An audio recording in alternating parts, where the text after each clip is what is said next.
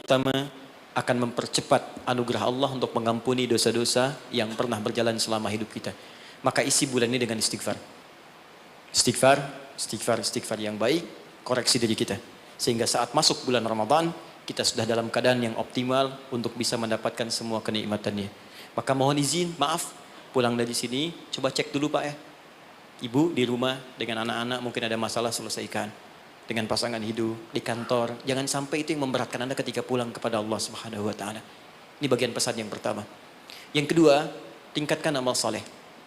Ya, Ibnu Abbas mengatakan, orang yang sengaja maksiat di bulan Rajab, karena tadi ada ayatnya, maka dosanya 2 kali lipat di hari biasa. 2 kali lipat. Di orang yang bikin hoax sekarang ini, jadi buzzer, jadi macam-macam, itu 2 kali lipat dosa hari biasa. Bahkan zaman jahiliyah pun kalau muncul Rajab, itu puasa maksiat Pak. Bisa puasa maksiat. Di orang jahiliyah, Abu Jahal dan kawan-kawan, itu kalau dicela di bulan Rajab, balasnya bulan depan. Ya libur dulu gitu. Nah, sekarang orang jahiliyah aja takut bermaksiat di bulan Rajab. Maka bagaimana dengan kita yang masuk dalam nilai-nilai kebaikan? Ya, 2 itu. Sama persis dengan orang yang berbuat baik, pahalanya 2 kali lipat di hari biasa.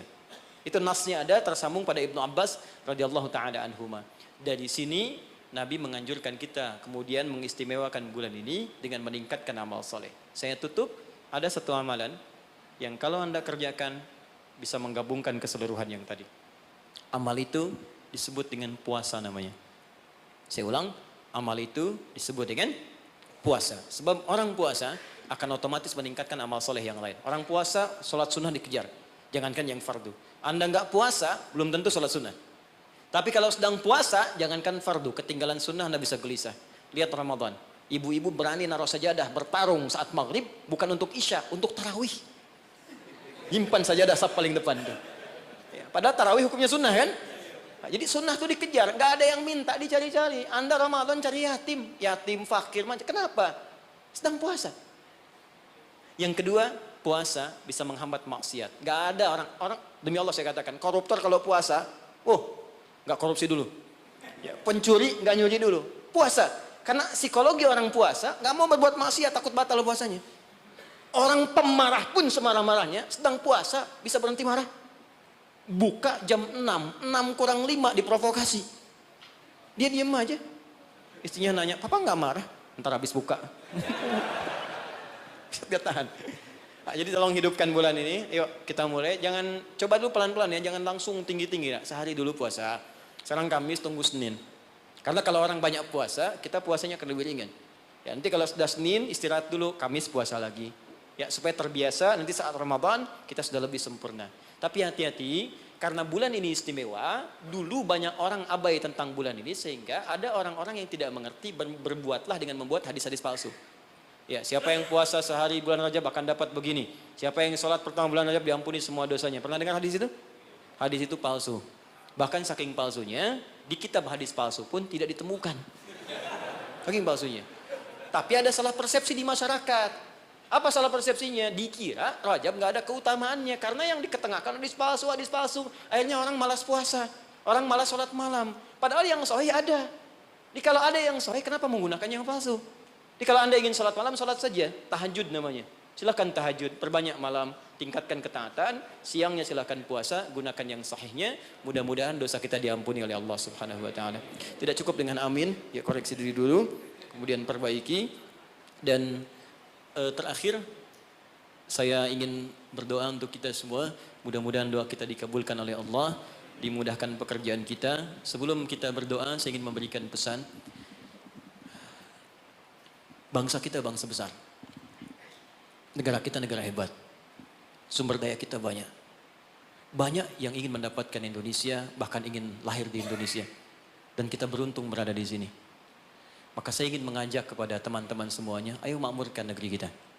Cintai negara kita, cintai bangsa kita.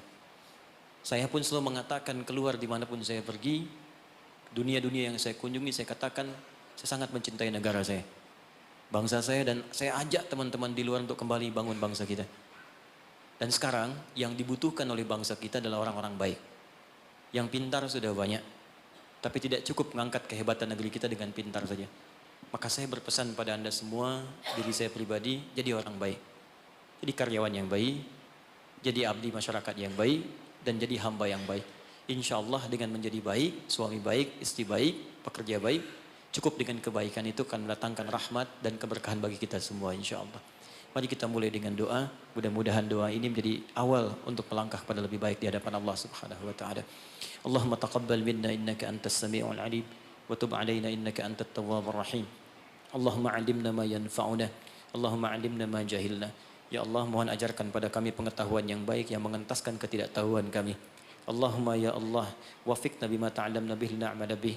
Ya Allah, berikan kami kekuatan untuk mengamalkan apa yang telah kami pelajari dan kami pahami. Rabbana la tada' lana fi maqamina hadza wa fi kulli maqamin dhanban illa ghafartah. Ya Allah, jika ada pendosa hadir di ruangan ini, jangan biarkan dia meninggalkan tempat ini kecuali Engkau telah ampuni segala dosa-dosanya. Wala hamman illa farajtah. Jika ada yang tengah gelisah di tempat ini, maka mohon tenangkan keadaan hatinya sebelum ia meninggalkan ruangan ini. Allahumma wala maridan illa syafaitah. Jika ada di antara kami yang tengah Engkau uji dengan penyakit seberat apapun, maka mohon angkat penyakitnya dan sembuhkan keadaan dirinya.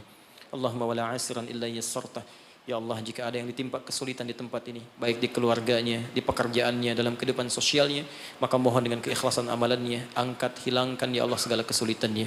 Allahumma Rabbana, Allahumma barik lana ya Allah fi kulli umurina wa fi kulli umrina.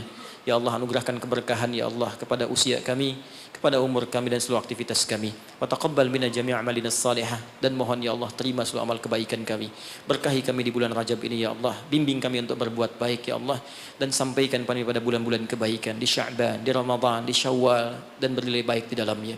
Rabbana atina fid dunya hasanah wa fil akhirati hasanatan wa qina adzaban nar.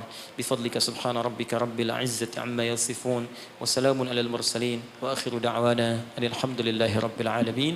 Subhanakallahumma wa bihamdika asyhadu an la ilaha illa anta astaghfiruka wa atubu ilaik. Assalamualaikum warahmatullahi wabarakatuh.